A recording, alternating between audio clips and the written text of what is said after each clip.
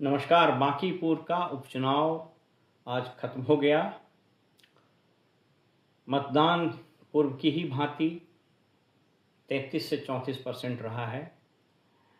इस चुनाव के परिणाम 3 तारीख को आएंगे, आप सब लोग जानते हैं।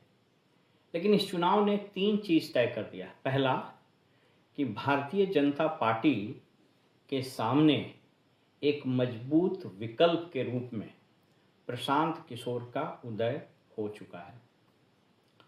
दूसरा, इस चुनाव में रेस में राष्ट्रीय जनता दल कहीं नहीं था। तीसरा, इस चुनाव में जीत हार का अंतर बहुत कम रहने वाला है। इन तीनों बातों की विवेचना मैं आने वाले समय में करूंगा, लेकिन एक चीज़ तय हो गया कि अकेले प्रशांत किशोर ने भारतीय जनता पार्टी के केंद्र से लेकर राज्य और बूथ से लेकर विधानसभा के नेताओं की नींद उड़ा दी। एक अनुमान के मुताबिक लगभग 7,000 नेताओं और कार्यकर्ताओं की फौज भारतीय जनता पार्टी ने उतारी थी।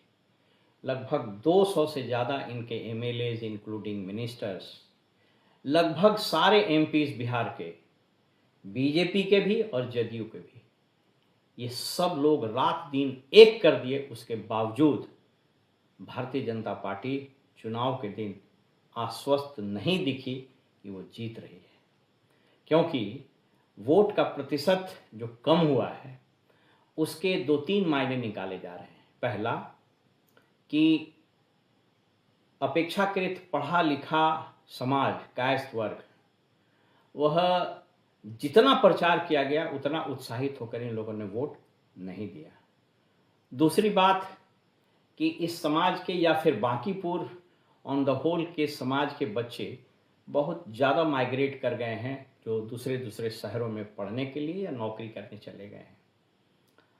तीसरा कि भारतीय जनता पार्टी के जो कार्यकर्ता थे उन लोगों ने, और ये कई बूथों पर मैंने भी घूमा, कुछ पत्रकारों से भी बात हुई, लोग ये बता रहे हैं कि भाजपा के जो कोर वोटर भी थे उन लोगों ने कहा कि हम इस बार अगर प्रशांत किशोर को न भी दें तो हम भाजपा को नहीं देने जाएंगे, इसलिए वो लोग घर से निकले ही नहीं।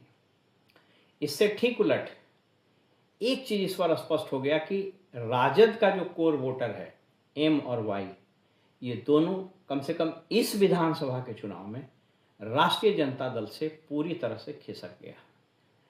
राष्ट्रीय जनता दल प्रेक्षक मानते हैं कि इस बार 5 से 7,000 से ज़्यादा वोट नहीं ला पाएगी। इसका जमानत बच जाए, यही बहुत। कारण स्पष्ट था, तेजस्वी का मन से चुनाव नहीं लड़ना, प्रत्याशी उतार कर परिदृश्य से गायब हो जाना, अंतिम दिन में आके रोड शो करना और लैक ऑफ कमिटमेंट, इन सभी चीज़ों ने एक चीज़ स्थापित कर दिया है, प्रशांत किशोर जीतें या हारें, लेकिन इस राज्य के प्रतिपक्ष के नेता के रूप में वे स्थापित हो गए। अगर जीत गए तो विधानसभा में, और अगर नहीं जीते तो सड़कों पर असल नेता प्रतिपक्ष प्रशांत किशोर ही है।